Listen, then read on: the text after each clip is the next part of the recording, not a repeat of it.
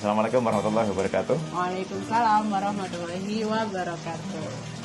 Selamat datang kembali di sisi lain pejuang kode. Nah, kali ini kita baru, ini momennya kita baru banget pindahan.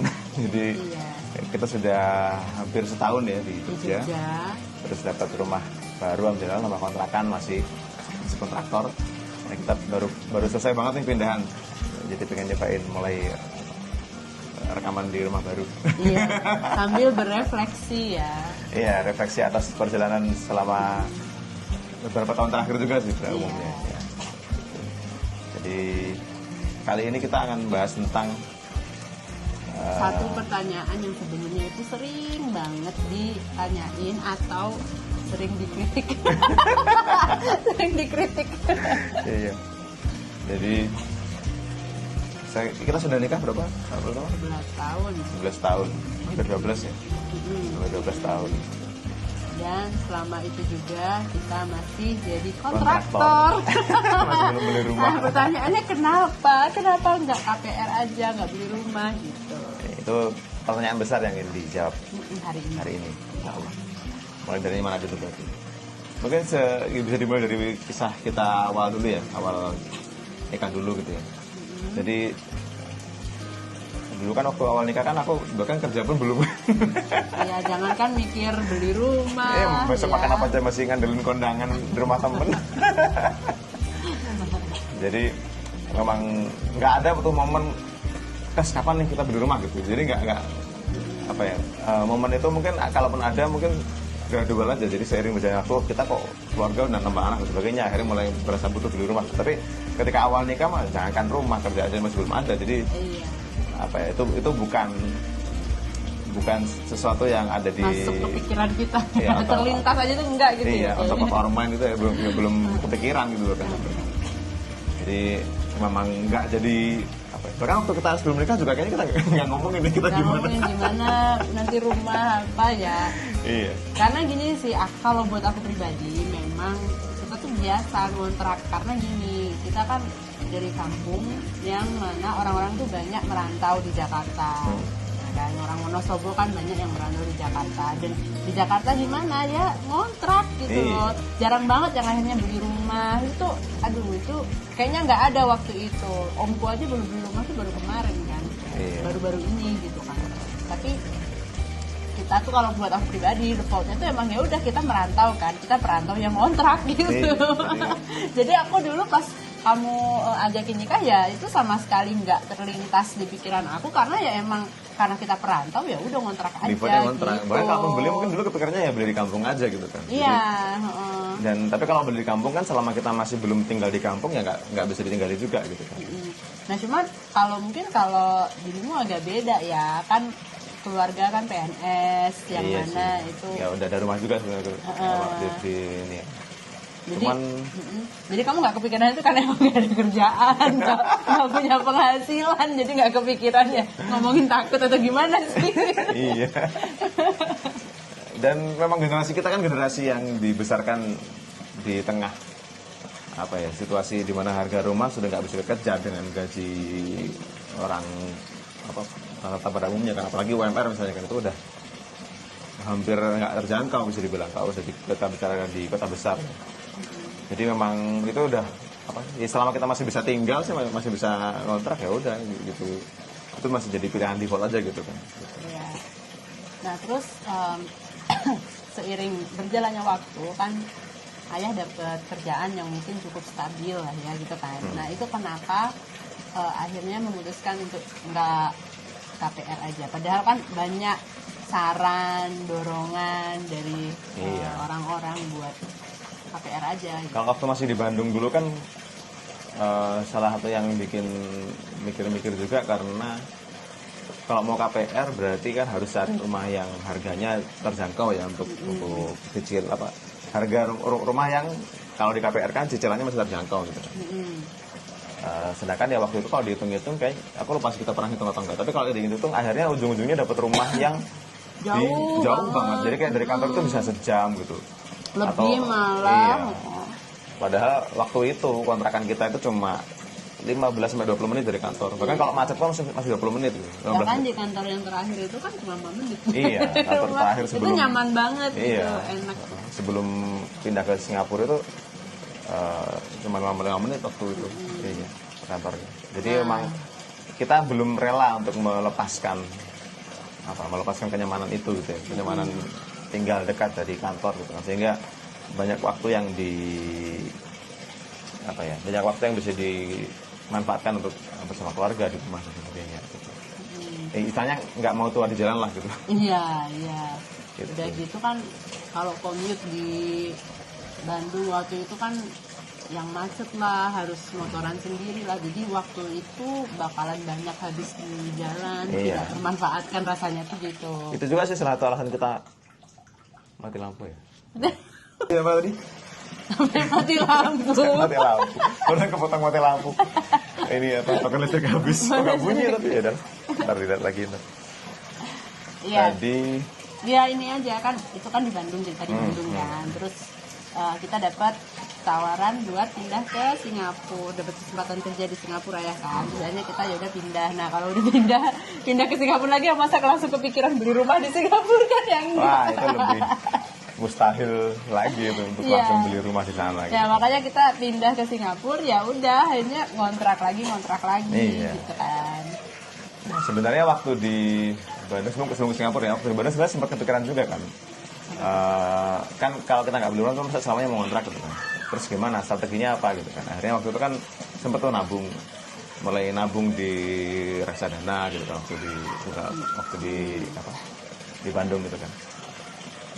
Tapi ya intinya harapannya sih bisa beli rumah tapi nanti melalui hasil tabungan itu reksadana itu kan. Cuman memang agak jangka panjang sih itu hitungannya.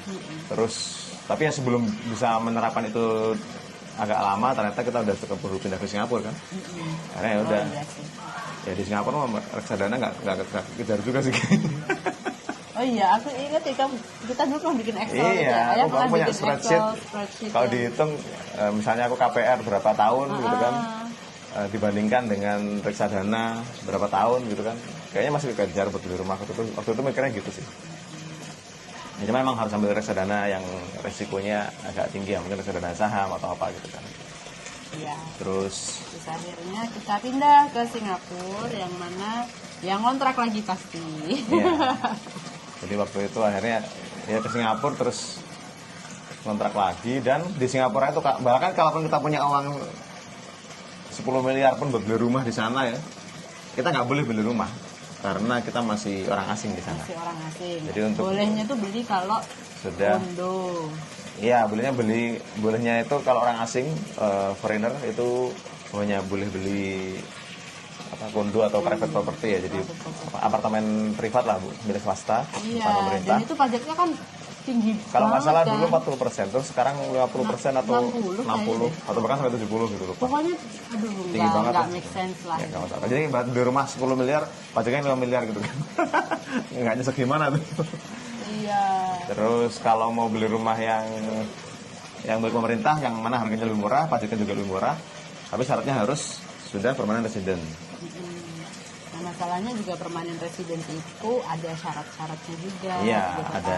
Salah satunya adalah harus ikut iuran CPF-nya atau bisa dibilang kayak BPJS-nya lah. Cuman agak mahal juga karena itu bisa dibilang itu kan iuran all in one lah. Jadi ada pensiun, ada dana pensiun di situ, ada dana kesehatan di situ, dana pendidikan. Termasuk dana kalau kita mau beli rumah itu kita bisa mencairkan sebagian dari iuran itu untuk beli rumah gitu. Iya, jadi kita kebayang kita masih ngontrak rumah dengan harga rumahnya segitu tinggi, Iya. ditambah masih harus bayar CPF.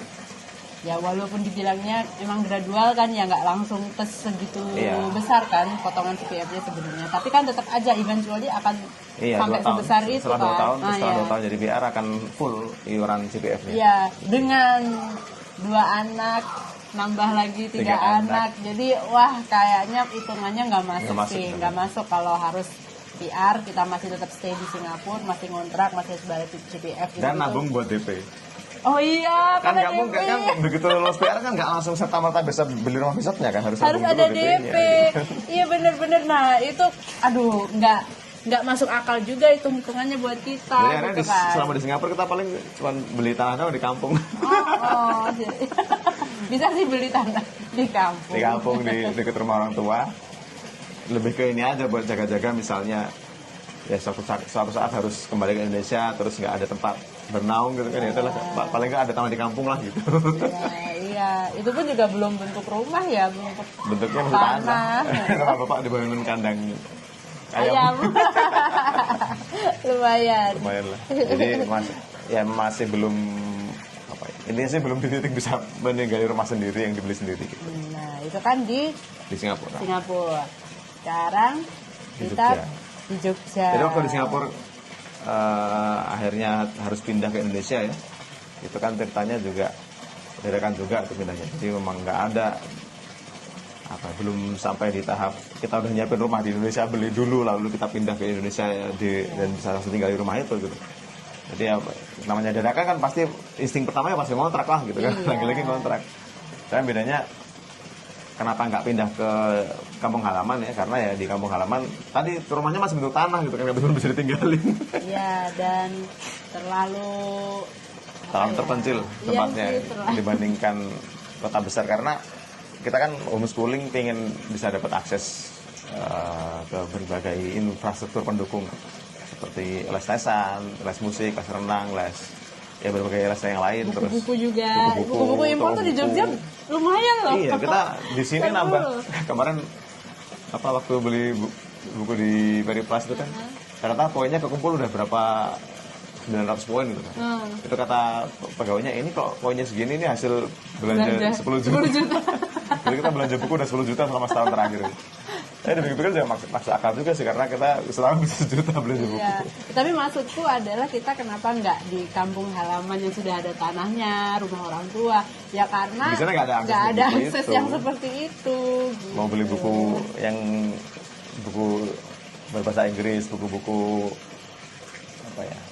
Termasuk buku pelajaran anak-anak juga itu nggak ada tempatnya buat beli kalau di kampung. Gitu. Tapi aku lewat belakang aja. Iya, sana saatnya tuh.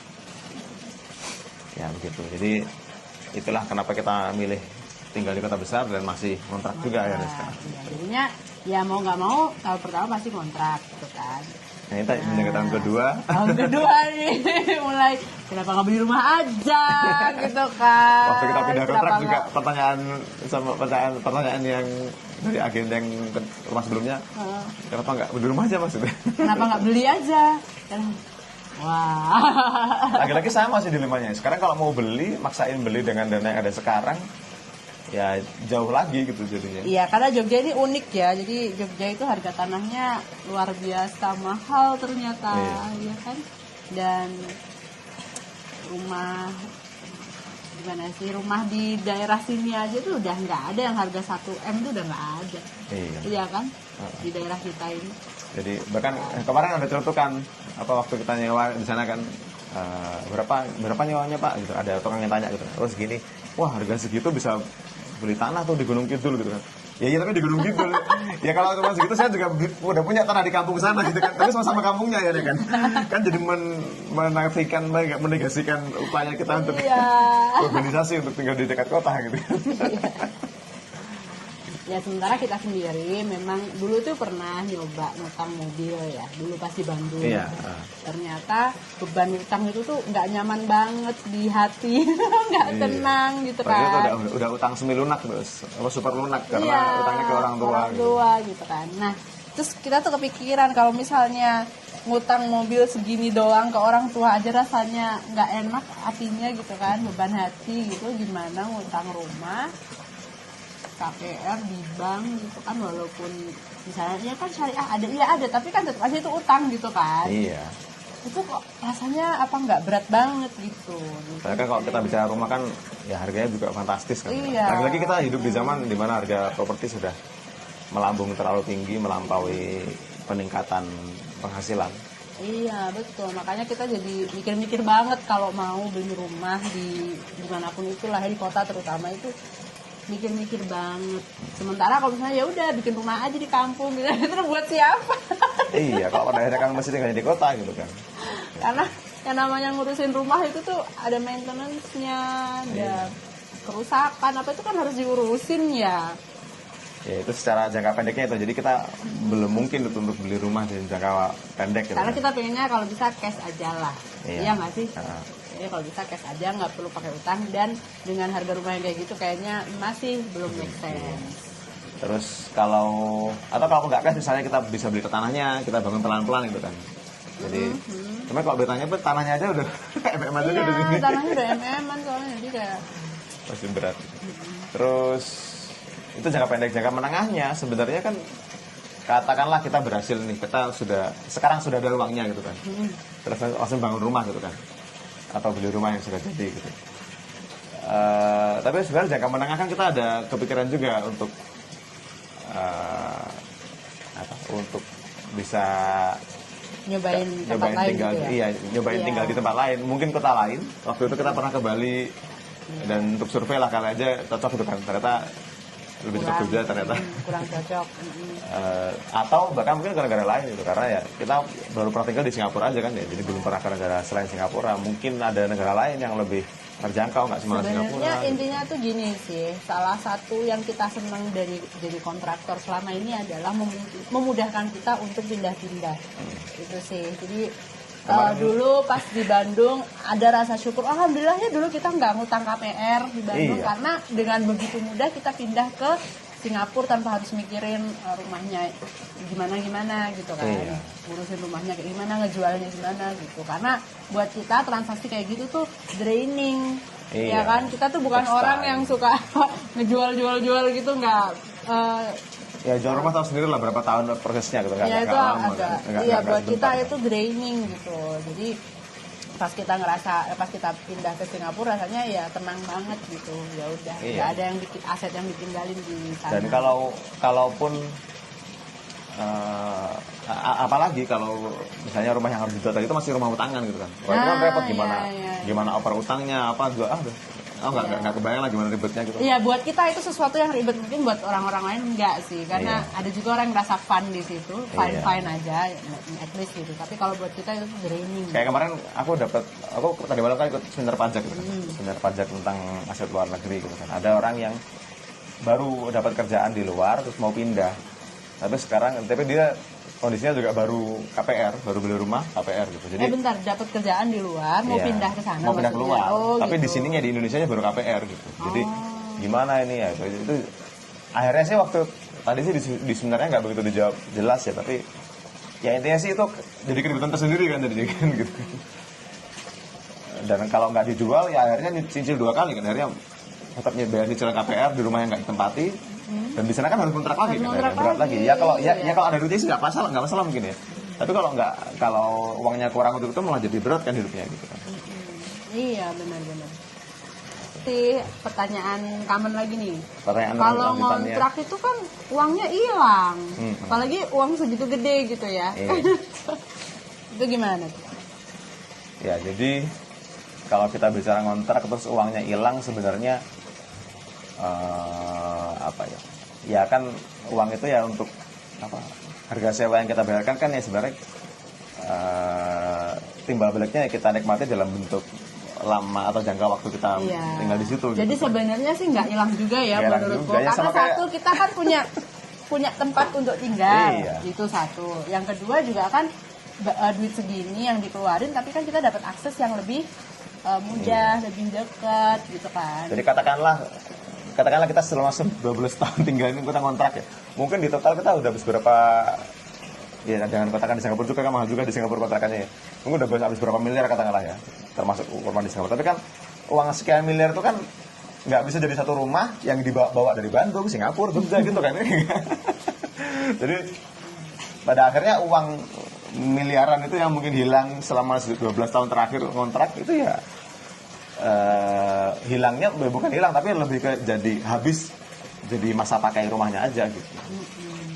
Dan di lain sisi sebenarnya kalau katakanlah oke, selama 12 tahun aku habis uang 5 miliar untuk kontrak rumah misalnya gitu kan.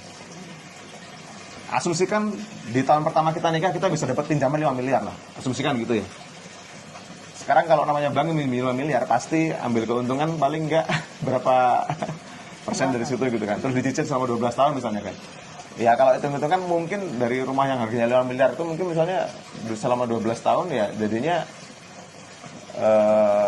bunga banknya mungkin bisa 2,5 atau 3 miliar gitu.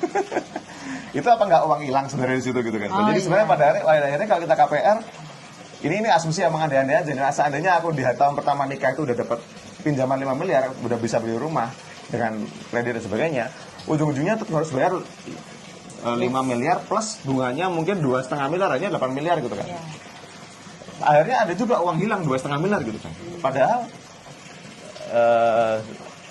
ya kenapa ada uang hilang itu ya karena uang hilang itu kan hilang karena diambil bank kan. Ya. Hilangnya hilang buat bayar bunga bank gitu. Baik. Intinya hilangnya tuh tinggal milih nih, hilangnya mau hilang yang mana? Dimakan Hilang bank. dimakan bank atau dimakan kita sendiri gitu. Atau hilang dimakan yang punya rumah lah gitu kan. Kalau kita nyewa rumah kan uangnya kan diambil yang punya rumah gitu kan.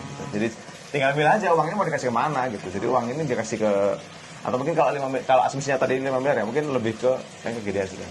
Katakan tapi di Singapura mahal soalnya. Jadi kita Ya, uang kontrakan di Singapura itu udah bisa beli rumah emang. Kan di Indonesia. mungkin Singapura jangan masuk hitungan deh, Iyalah. masuk hitungan deh. Itu Saat ini beda. kita tinggal di Indonesia selama 12 tahun terakhir gitu ya mungkin ya. Oh. Mungkin uang kontrakan kita selama 12 tahun mungkin ya 1 M kekumpul lah mungkin lah gitu. Atau 500 juta lah kekumpul lah gitu. 500 juta untuk kontrak selama 12 tahun gitu kan. Itu mungkin habis lah dapat segitu. 500 juta untuk 12 tahun beli rumah. Kalau kita beli rumah seharga 500 juta itu utangnya apa? Utangnya akan berbunga sampai 750 juta mungkin kan. Dan pada akhirnya harus bayar 250 juta juga ke bank kan. Berarti kan uang hilang juga itu sebenarnya. Nah, cuman lagi-lagi mungkin di lain sisi ada juga yang bilang kan di akhir masa itu kan kalau kita pinjam ke bank, uangnya hilang ke bank terus kita masih punya rumah kan buat dijual. Itu kalau sekarang kan enggak gitu kan. Oh iya. Itu juga jadi counter argumen ya untuk itu. Ya kalau untuk itunya sih sebenarnya kembali ke kita gimana ngelola keuangannya ya. Maksudnya gini, kalau kita nyicil rumah kan pasti cicilannya lebih gede daripada uang kontrakan kan. Jadi sebenarnya apa ya, kalau kita bicara uang hilang tadi, uang kontrakan itu jangan disetarakan dengan cicilan rumah, tapi setarakan dengan bunga bank yang kita bayarkan kalau kita nyicil rumah. Benar. Jadi itulah uang hilangnya. Jadi dengan uang hilang yang sama, kalau kita KPR di akhir masa KPR kita akhirnya kan cicilan lunas, punya rumah gitu kan. Punya aset rumah. Tapi kalau kita ngontrak, kan sebenarnya cicilannya lebih murah kan. Ya berarti kan ada uang sisa tuh. Misalnya kita kalau rumah ini misalnya kita KPR kan kita kalau nyicil mungkin 7,5 juta per tahun, tapi kalau ngontrak pun cuma 2,5 juta per tahun gitu kan. Berarti kan ada 5 jutanya tuh selisihnya misalnya. Ya 5 jutanya ya 5 juta selama 10 tahun, selama 12 tahun nyicil rumah itu kan harusnya bisa jadi sesuatu kan, harusnya kalau kita bisa ngelola uangnya gitu kan. Oh iya. Jadi sebenarnya kemana? Iya. Atau bikin apa? Nah, sekarang gitu tinggal ya. gimana nih caranya kita mempertahankan nilai uang yang tidak dibayarkan untuk KPR tapi disimpan istilahnya mungkin kembalian dari nyicil dari sewa rumah itu kan. Itu mau ditaruh mana itu kan.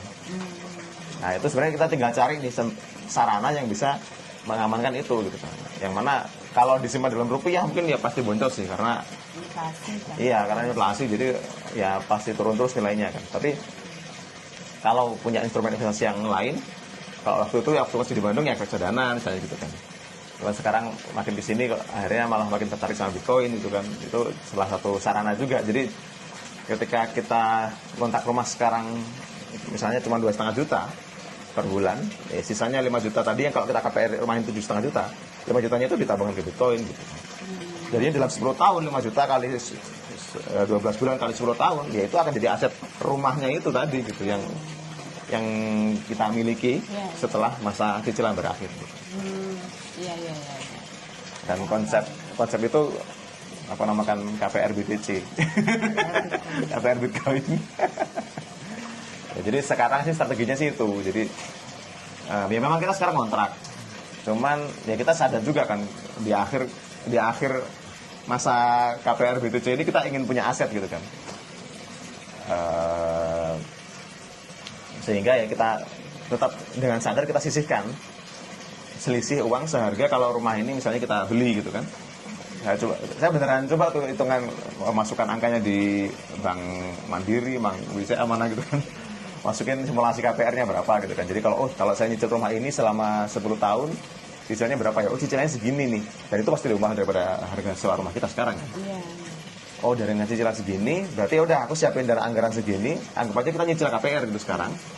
Cuman yang tak bayarin, cuman aku bayar bunga KPR-nya ke yang punya rumah dalam bentuk uang sewa gitu kan. Iya. Pokok tabungannya tak simpen ke Bitcoin. Jadi itu mekanisme kepemilikan rumah yang kita sedang jalani saat ini. Enaknya adalah kalau KPR kan kita terkunci ya, kita ya udah Anda utang sekian, rumahnya harus yang ini, cicilannya harus sekian gitu kan. Jadi Anda harus hidup sampai sekian tahun, kalau enggak wassalam, Anda harus bisa kerja sampai sekian tahun, Anda harus bisa mempertahankan penghasilan sampai sekian tahun itu gitu kan. Bahkan namanya hidup kita nggak tahu ya. Iya. Apalagi sekarang saya kerja remote juga, sebenarnya status pekerjaannya itu kontraktor sebenarnya. Jadi bukan pegawai tetap yang punya pesangon atau apa gitu. Perusahaan bisa dengan mudah memberhentikan kontrak tanpa ada pesangon, tanpa ada sanksi apapun, karena memang itu sudah menjadi bagian kesepakatan kerjanya gitu. Iya, benar. Jadi saya nggak mau mengunci diri di suatu perjanjian yang mengharuskan saya untuk hidup sampai 10 tahun ke depan, yang mengharuskan saya untuk punya pekerjaan yang sama dengan penghasilan yang sama sampai 10 tahun ke depan. Iya sih, karena emang sebenarnya tuh pekerjaan Anda risikonya sangat tinggi ya. Iya. Aku tuh kebayang deh, misalnya kan sebenarnya bisikan-bisikan untuk saran lah ya, saran-saran untuk beli rumah itu kan sudah ada sejak dulu. Bahkan di Singapura pun kan sebenarnya kita udah mulai ngelihat mekanisme beli rumahnya kayak gimana gitu kan. Tapi kan ternyata pada kenyataannya, kalau misalnya nih yaudah kita paksain deh dulu, misalnya kita paksain ya udah deh dulu kita PR terus beli rumah gitu ya, katakanlah kayak gitu kan. Pokoknya dipaksain kayak gitu. Ternyata pada kenyataannya Anda saya direlokasi ke Indonesia dari sisi pekerjaan. Berubah. Kata mewacanakan saya untuk direlokasi ke Indonesia dengan gaji Indonesia lagi. Akhirnya ya gimana tuh cicilan yang di Singapura itu nggak kebayar juga akhirnya gitu. Kalau misalnya misalnya dipaksain deh ya udah karena kerjaan remote kita udah punya PR di Singapura aja tetap stay, tapi dengan gaji sekarang juga makin gak make sense lagi. Iya, karena sebenarnya sekarang saya turun gaji juga dari yang sebelumnya gitu. Jadi cicilan tetap atau bukan mungkin biaya hidup nambah juga karena inflasi. Iya. Tapi penghasilan menurun karena ganti perusahaan gitu. Ya makanya aku ngerasa kayak kalau misalnya kita terlalu terburu-buru memaksakan diri membeli rumah padahal kita belum mampu, dengan skema pekerjaan Anda yang kayak gitu tuh resikonya terlalu tinggi gitu. Menurutku tuh kayak gitu. Dan dengan nabung di Bitcoin itu jadinya, bukannya Bitcoin, tapi intinya silakan kalau Anda punya pendapat aset mana yang lebih baik ya itu bisa dipertimbangkan. Tapi intinya jangan menabung di aset yang lebih cair, yang lebih liquid. Alih-alih kita utang ke bank yang fix seperti itu ya, terms-nya itu ya, terms and conditions-nya. Itu kita jadi bisa punya fleksibilitas. Sewaktu-waktu kalaupun KPR BTC kita harus terhenti 5 tahun lagi, dari yang tadinya rencana 10 tahun nih, kita pengen beli rumah 10 tahun lagi gitu kan. Tapi kok ternyata 5 tahun harus terhenti, entah karena apa, pekerjaannya hilang atau apalah, berbagai faktor gitu kan. Ya kita tinggal ganti aja switch, oke, kita nggak jadi beli rumah yang segede ini bisa gitu kan. Kita tinggal beli rumah yang kecilan gitu kan. Atau mungkin switch, oke, kita nggak bisa tinggal di Jogja karena kemahalan, kita balik lagi ke Jember lagi gitu kan. Mungkin bisa kebeli rumah yang segede ini tapi di Jember gitu kan. Jadi banyak itu opsinya gitu. Ini jadi semacam KPR, perjanjian kerja tapi perjanjian kepemilikan rumah tapi yang fleksibel gitu. Iya benar. Ya. Terus rumahnya kapan? Ya nanti ketika nanti ini sudah terhenti, udah ada aset yang udah terkumpul, sudah butuh. Iya, sudah memutuskan untuk tidak ngontrak lagi. Iya. Entah karena mungkin anak-anak udah gede, kita nggak butuh tinggal di kota lagi, atau apapun itu alasannya. Ketika momen itu datang, ya kita tinggal konversi aja aset yang sudah kita tabungkan itu menjadi rumah gitu. Yang mana ya nanti kebelinya berapa rumahnya ya sesuai itu. Iya. Dan ngomong-ngomong Bitcoin vs rumah sih, sebenarnya kalau kita lihat harga rumah dalam denominasi Bitcoin ya, banyak orang yang menyesal menjual Bitcoinnya untuk membeli rumah. Tapi terus masa nggak punya rumah sih? Gimana? Iya, jadi kita harus nemukan balance, keseimbangan nih. Kapan kita memutuskan untuk oke, ini waktunya, ini saya merelakan Bitcoin saya untuk beli rumah. Walaupun kalau saya simpan lagi mungkin bisa dapat imbalan lebih bagus, tapi kan ini mungkin momennya sudah saatnya gitu kan. Misalnya kita udah pakem nih mau tinggal di sini fix gitu kan. atau anak-anak udah fix sekolah di sini dan sebagainya misalnya gitu. Itu ya kalau momen itu sudah ada dan itu kita akan tahu pada saatnya nanti kan. Ya nggak apa-apa ya, kita merelakan itu, merelakan membeli rumah dengan nominal Bitcoin yang lebih banyak.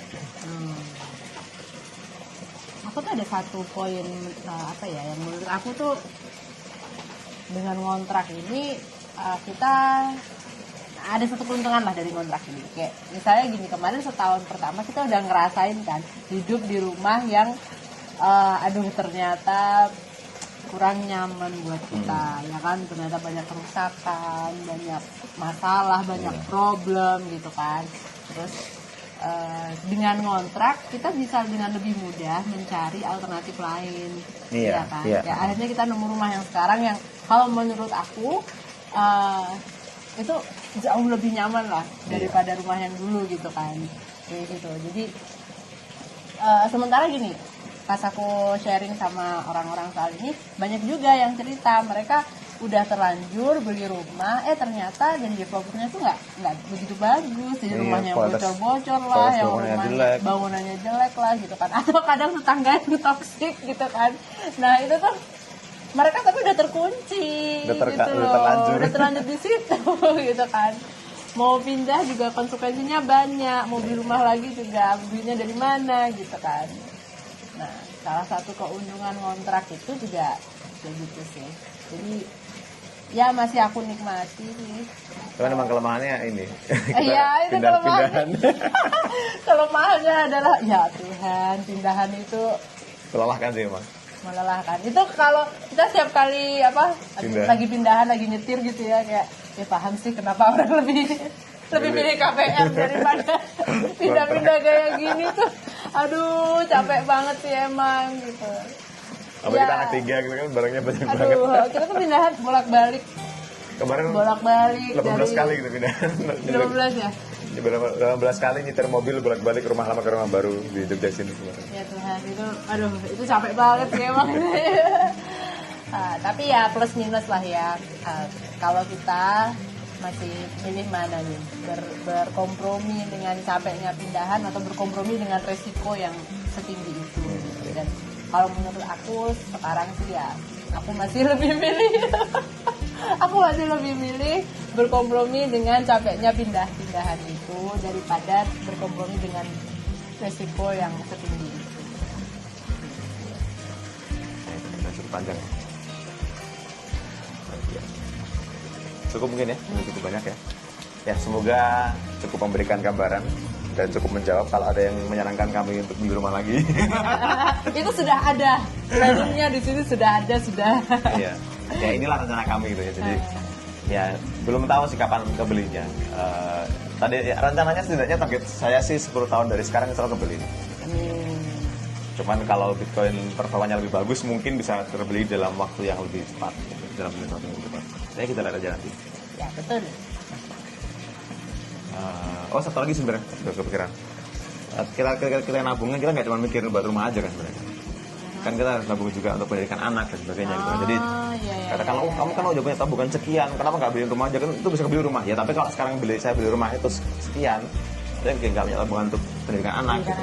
Iya, nggak bijak lah kalau semua bijak itu kalau cuma semua tabungan itu 100% jadi rumah aja gitu kan. Padahal kan kita anak 3 loh, inflasi pendidikan naik gila banget gitu kan. UKT naik, peringkatnya kampusnya turun gitu kan.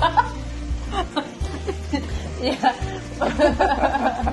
Ya apalagi kalau misalnya anak-anak pengen kuliah di mana gitu, kayak di Malaysia, di Malaysia, Singapura, itu biayanya lebih tinggi lagi. Iya, jadi kurang bijak kalau uang yang ada sekarang itu dananya dialihkan ke bentuk rumah semua gitu.